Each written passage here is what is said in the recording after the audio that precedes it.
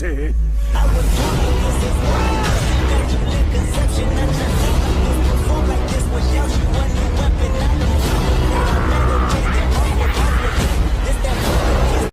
Episode की शुरुआत में हमें दिखाया था डाइकीची और रिन वो दोनों सो रहे होते हैं और उसी के साथ ही डाइकीची को रिन का रोने का आवाज़ सुनाई देता है, जहाँ पर डाइकीची कहने लगता है, ओए रिन क्या हुआ। और हमें अगले सीन में दिखाया था वो बोलता है कि तुम चाहो तो तुम मेरे बगल में आकर सो सकती हो। लेकिन रिन अपने साइड में पड़े हुए सब टॉय को पकड़ के अपने बिस्तर में सोने लगती है, जिसको देख के डाइकीची लिटरली बहुत ज़्यादा हैरान हो जाता है। और उसके साथ ही हमारा सीन शिफ्ट होता है सुबह के टाइम, जहाँ पर हमारी रिन जो होती है वो सुबह जल्दी उठ के ब्रेकफास्ट के लिए राइस बॉल बना रही होती है। और उसके बाद वो एक बाउल को पकड़ने की कोशिश कर रही होती है, लेकिन उसका हाथ वहाँ पर पहुँच नहीं रहा होता, जिसकी वजह से डाइकीची उसके पास आके उस बाउल को देता है। और तभी रिन डाइकीची से पूछने लगती है, क्या नाना जी ये राइस बॉल बनाते थे। और तभी डाइकीची कहने लगता है, मुझे ये बात याद नहीं है। और उसके बाद हमारा सीन शिफ्ट होता है, जहाँ पर रिन खाना खा रही होती है। वो डाइकीची से कहने लगता है, मुझे खुद का एक किचन वाला चाकू चाहिए। जहाँ पर डाइकीची कहने लगता है, बट तुम अभी छोटी हो, तुम्हें इसकी ज़रूरत नहीं है। और तभी रिन कहती है, असल में छोटे बच्चों के लिए भी किचन वाला चाकू मिलता है। और तभी डाइकीची कहने लगता है, ठीक है अभी जल्दी से खाना खा लो, बाद में देखेंगे इस बात को। और हमें अगले सीन में दिखाते हैं रिन और डाइकीची वो दोनों फिर से गाँव जा रहे होते हैं, जहाँ पर रिन एक छोटे से बच्चे को हाथ से कुछ तरकीब वगैरह करके हंसा रही होती है। यहाँ पर रिन कहती है, बेबीज बहुत ही क्यूट होते हैं, है ना। और तभी डाइकीची कहते हैं, हाँ तुमने बिल्कुल सही कहा। और हमें अगले सीन में दिखाया था, असल में कल रात को डाइकीची ने रिन की मॉम को फ़ोन किया था, जहाँ पर उन दोनों ने मिलने के लिए एक जगह को सेट किया था। और हमें अगले सीन में दिखाया जहाँ पर वो दोनों अपने गांव आ चुके होते हैं। और उस टाइम में असल में बहुत सारे बैग का सीन दिखाया जाता है, जिन बैग्स को असल में डाइकीची की मॉम ने बनाया हुआ होता है। रिन इस चीज़ों को देख के बहुत ही खुश हो जाती है। और तभी उसकी मॉम कहने लगती है, तुम चाहो तो इनमें से एक रख सकती हो। और अगले सीन में डाइकीची रिन की मॉम के साथ मिलने के लिए जा रहा होता है, तभी उसके डैड पीछे से आते हैं और कहते हैं कि तुम्हें चिंता करने की कोई ज़रूरत नहीं, हम लोग यहाँ पर हैं।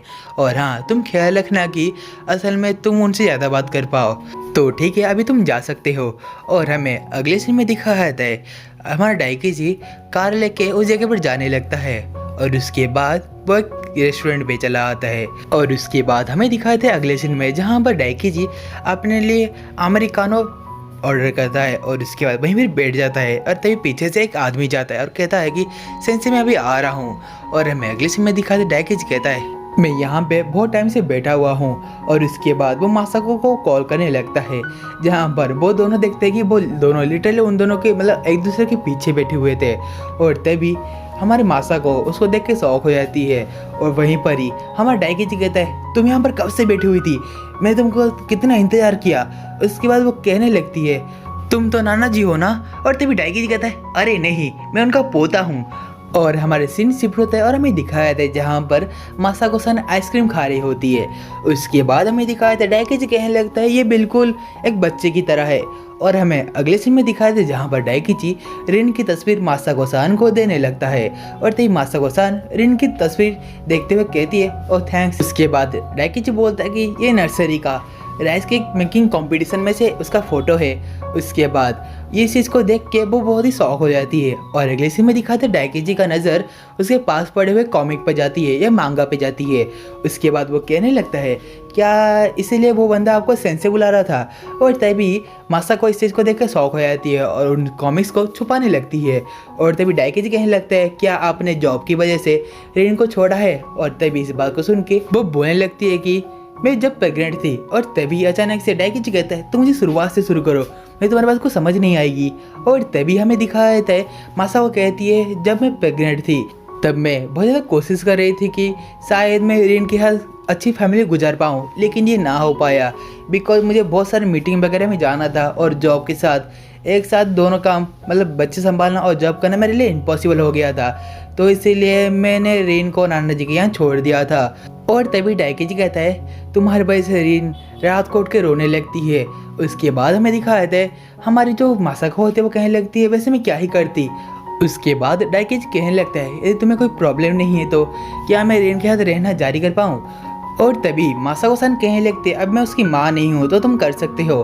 और तभी हमें दिखाया जाता है डाइकी का आंसर सुन के बहुत ही गुस्से में चला आता है और अगले सीन में दिखाया जाता है वो दोनों रेस्टोरेंट के अंदर से बाहर जाने लगती है। उसके बाद हमारे मासाओ कहते हैं मुझे तुमसे एक रिक्वेस्ट है, जब रिन स्कूल या हाई स्कूल में जाए तो तुम प्लीज़ उसको अपना सरनेम यूज़ करने देना। जहाँ पर डाइकी कहता है क्या उसका कागारिन देना ठीक नहीं होगा। और तभी वो कहने लगती है असल में तुम्हें पता ही होगा औरत का जो सरनेम होता है वो चेंज होता रहता है, तो मैं चाहती हूँ कि वो तुम्हारा सरनेम करे, बाद में वो चेंज हो ही जाएगा। और तभी डाइकी कहता है मुझे सोचना पड़ेगा इस बारे में। और उसके बाद हमें दिखाए थे वो कहती है कि वैसे भी कागारिन नाम असल में उसके नाना जी ने दिया था। और हमें अगले सीन में दिखाया था वो जाते हुए डाइकी उसको बुलाता है और कहने लगता है मैं एक मर्द हूँ तो मैं तुम्हारी बात को ठीक से समझ नहीं पाया, लेकिन मैं इस बारे में रिन से बात करूंगा। इस बात को सुन के ही मासाओ थोड़ी सी एग्रेसिव हो जाती है और कहती है क्या तुम उससे बात करोगे, वो एक छोटी सी बच्ची है बस। उसके बाद हमें दिखाते डाइकी कहने लगता है हम दोनों इस बारे में बात करेंगे, उसके बाद जो भी फैसला हुआ मैं तुम्हें आके बता दूंगा। और हमें अगले सीन में दिखाया जाता है जहाँ पर डाइकी जितना कहते ही उस रेस्टोरेंट से जाने लगता है। और हमें अगले सीन में दिखाया जाता है जहाँ पर डाइकी इन सही बातों को अपने घर वालों के सामने कह रहा होता है। और तभी हमें दिखाया था उसकी मॉम बहुत ही गुस्सा होने लगती है और कहती है वो बहुत ही बुरी औरत है, जहाँ पर उसके डैड डाइकी की मॉम को बोलते हैं कि तुम शांत रहो। और अगले सीन में दिखाया जाता है वो उनको एक लेमन ऑफर करते हैं। और तभी डाइकी कहने लगता है असल में उसने रिक्वेस्ट किया है कि रिन को हमारा सरनेम यूज करने देने के लिए। और तभी डाइकी की मॉम कहती है तो मैं इसे सहमत हूँ। और इस चीज़ को देख के लिटरली वो दोनों बहुत शौक हो जाते हैं। और हमें अगले सीन में दिखाते हैं जहाँ पर डाइकी कहता है तो ठीक है मैं समझ गया। और अगले सीन में उसकी मॉम कहती है वो एक लड़की है लेकिन बाद में उसका सरनेम तो चेंज हो ही जाएगा। और इस बात को सुन के डाइकी कहने लगता है आपने भी ये बात कहा। और हमें अगले सीन में दिखाया है जहाँ पर डाइकी कहता है तो ठीक है तो फिर मैं रिन को गोद लूँगा। और अगले सीन में दिखाते इस बात को देखते हैं वो दोनों लिटरली शॉक हो जाते हैं। उसके बाद हमें दिखाया था वो दोनों हमारे डाइकी का और गुस्सा करने लगते हैं, लेकिन डाइकी कहता है तो क्या हुआ, आप यदि उसका सरनेम रखने के दे सकते हैं तो मैं इसको गोद क्यों नहीं ले सकता। और हमें अगले सीन में दिखाया था जहाँ पर डाइकी रिन को एक किचन लाइफ ला के देता है। और तभी इस चीज़ को देखते हुए हमारी जो रिन होती है वो लिटरली बहुत खुश हो जाती है। और तभी डाइकी कहता है तुम मुझे प्रॉमिस करोगी तुम इसको कभी भी अकेले यूज नहीं करोगी। और तभी रिन कहती है मैं वादा करती हूँ। और हमें अगले सीन में दिखाते हैं रिन डाइकी कहने लगती है क्या मैं तुम्हारे लिए करी बनाऊँ। और हमें अगले सीन में दिखाया है जहाँ पर रिन करी बनाने की कोशिश कर रही होती है और वो कहने लगती है तो मैं चाकू को क्या करूँ, पुल करूँ या पुश करूँ। और तभी डाइकी कहते हैं हटो मुझे देखो। उसके बाद डाइकी उस चाकू से उस आलू को बहुत अच्छे से काटने लगता है, इसकी वजह से रिन कहती है कि वाह तुम तो बहुत अच्छे हो। और डाइकी कहते हैं हाँ मुझे पता है अकेला रहता हूँ तो अब इसलिए मुझे ये बात आती होगी। उसके बाद रिन जो होती है वो खाना बनाने लगती है। और हमें अगले सीन में दिखाते डाइकी और रिन वो दोनों बार्थ ले रहे होते हैं, जहाँ पर डाइकी कहता है तुम उस नहाने वाले पानी को मत पियो रिन। और जहाँ पर डाइकी कहता है तुम पानी के नीचे जाओ और मैं 10 तक गिनती करता हूँ। और उसके बाद हमें दिखाया था वो दोनों ही 10 तक गिनती करने लगते हैं, लेकिन हमारा डाइकी बहुत स्लो गिनती कर रहा होता है, जिसकी वजह से रिन कहती है तुम बहुत ही स्लो गिन रहे हो। और हमें अगले सीन में दिखाया था डाइकी और रिन वो दोनों रात का डिनर कर रहे होते हैं, जहाँ पर डाइकी कहता है तुम बहुत ही अच्छी करी बनाती हो रिन। और अगले सीन में डाइकी और रिन वो दोनों रात को सोने से पहले ब्रश कर रहे होते हैं और उसके साथ ही डाइकी को सोचने लगता है। और उसके बाद हमें दिखाया था डाइकी रिन को बोलता है क्या मैं तुम्हारा पापा बन सकता हूँ। और तभी रिन कहती है तुम्हें कैसी बात कर रहे हो, तुम्हें मेरा पापा कोई सोच भी नहीं सकता। उसके बाद हमें दिखाया था डाइकी कहता है मैं बस तुम्हें पूछ रहा हूँ मैं तुम्हारे लिए कौन हूँ। और तभी वो कहने लगता है तुम मेरे डाइकी हो और कौन हो सकते हो। और तभी डाइकी कहने लगता है बट मैं तुम्हारा रिश्ते में क्या लगता हूँ। और उसके बाद हमें दिखाया था डाइकी कहने लगता है क्या मैं तुम्हारा डैड बन सकता हूँ, जिसके वजह से तुम मेरा सरनेम यूज कर सकती हो, कावाची रिन होगा तुम्हारा सरनेम। उसके बाद हमें दिखाया था रिन कहती है नहीं बिल्कुल भी नहीं। इस चीज़ को देखते हुए डाइकी बहुत शौक हो जाता है और कहने लगता है तुम्हारे पास डैड होना क्या ये सही नहीं रहेगा।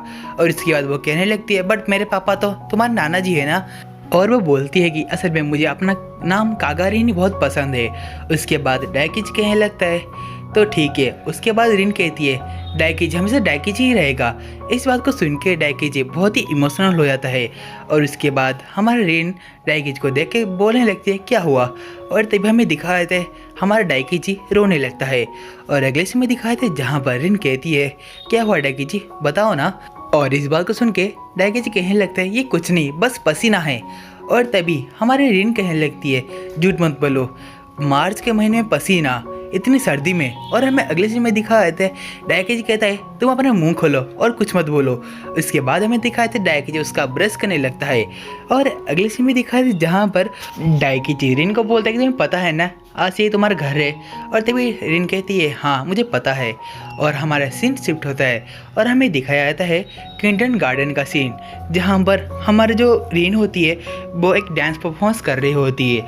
और उसके साथ ही हमारे जो कोगी-सान की मॉम और डाइकीजी वो लोग अपने बेटों का फोटो ले रहे होते हैं। और हमें अगले सीन में दिखाता है रिन और हमारा डाइकीजी वो दोनों ही उस जगह से बाहर आते हैं। और इसके साथ ही रिन और कोगी वो दोनों ही एक दूसरे को बाय करने लगते हैं। और इसके बाद वो दोनों घर को जाने लगते हैं। और हमें दिखाया था डाइकीजी इस सब बातों को मसाको-सान को बता रहा होता है। और तभी हमें दिखाया था मसाको-सान बहुत सारा आइसक्रीम खाने लगती है। तभी उसके पास उसका बॉयफ्रेंड आता है और कहने लगता है कि तुम मोटी हो जाओगी। और तभी मसाको-सान कहने लगती है मैं इंसानों के लिए बस कचरा हूँ, इसे क्या ही फर्क पड़ेगा। उसके बाद उसका बॉयफ्रेंड कहता है क्या तुम मुझे एक आइसक्रीम दोगी। और तभी मसाको कहती है बिल्कुल भी नहीं। और उसके साथ ही गाइस आज जो हमारा बनी ड्रॉप का एपिसोड नंबर 5 का जो स्टोरी था वो यहीं पर ही एंड होता है। यदि आप सभी लोगों को आज का वीडियो अच्छा लगा होगा तो प्लीज़ यार इस वीडियो को लाइक कर देना और उसके साथ ही इस चैनल को सब्सक्राइब कर देना। तो गाइस चलिए हम मिलते हैं अगली वीडियो में, तब तक के लिए आप सभी लोग को सायोनारा एवरीवन।